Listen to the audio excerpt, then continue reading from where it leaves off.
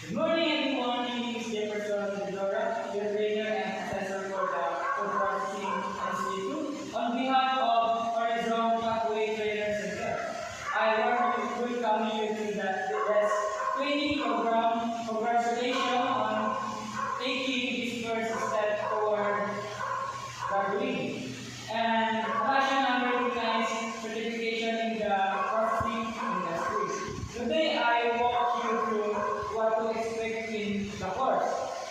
Our goals, the structure of trainer, and how will you be assessed is important that everyone understand the process clearly and feel free to ask questions on the end. And the next is our course overview. Food processing and CITO is a technical vocational course that equips learners with the knowledge and skills to process various types of foods, such as meat, fish, fruit, and vegetable. After completing this course, you'll be qualified to take the national assessment, which is thus will grant you a national certificate recognized in the Philippines and abroad. And the next is our TESDA program background. TESDA or Technical Education and Skills Development Authority is the agency responsible for providing training and assessment for livelihood and technical skills. This course follows a competency-based training or CBT approach, meaning we focus on what you can do, not just what you know. And the next is qualification details. This course is composed of basic common and course competency. Some of the units you need here include: first, applying food safety and sanitation. The next is processing food by fermentation and pickling. And our next is packaging processed food and observing GMP and HACCP principle. And the next is at the end of the course, you will undergo an assessment to evaluate your competency. And the next is work, values, and ethics. As future food processors, it's essential to practice cleanliness, responsibility, honesty, and teamwork. We expect you to show professionalism from day one. This includes respecting your trainers and follow trainees, being cooperative, and having a positive attitude. And our closing remarks,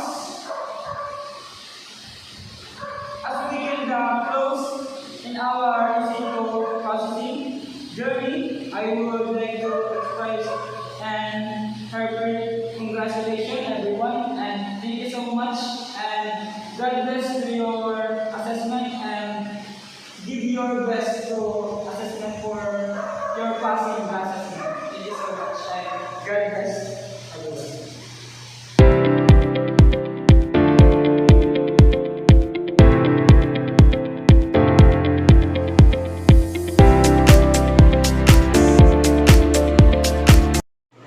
Selda, Good morning po, sir. good morning.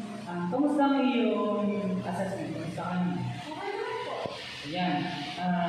Ngayon ay nais kong tanongin ka. Sa tingin mo, ano ang result ng iyong assessment? Competent ba or not competent? Confident po sa mga hindi na ako makakawin. And competent. Nais ko i-congratulations sa iyo. Ikaw ay competent. Ayan, gusto ko lang bigay ng feedback sa iyo dahil napansin ko sa iyong assessment ay kinakamayan na yung ugali. Bakit? Ano makakatawa? Sa susunod ay kailangan pag mag-alag yung pagkain, magbukas ka muna ng kamay, tapos kung meron, huwag ka nang mag-salita. Sige, babawiin ko. Ano mo, babawiin ko yung confidence mo. Kaya binigyan ko ng feedback para sa susunod ay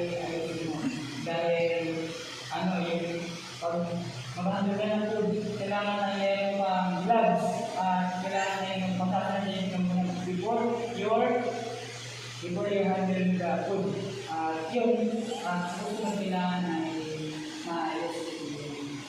Pero umayos ang hindi nila. Thank you so much. Sige po. Thank you po. Thank you. Next. Go. Next, Rapol. Ano sabi niyo yung assessment?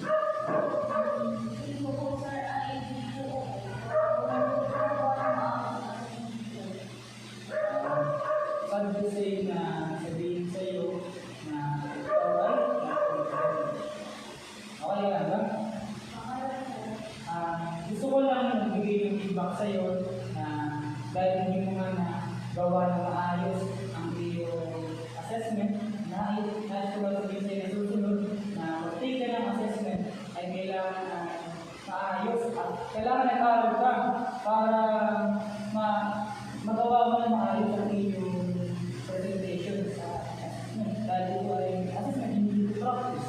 At kailangan, kung gusto mo pala ng iyong present, ay kailangan na ikaw ay mag-aaral at para makuha mo yung present. Thank you so much. Mr. Rapol.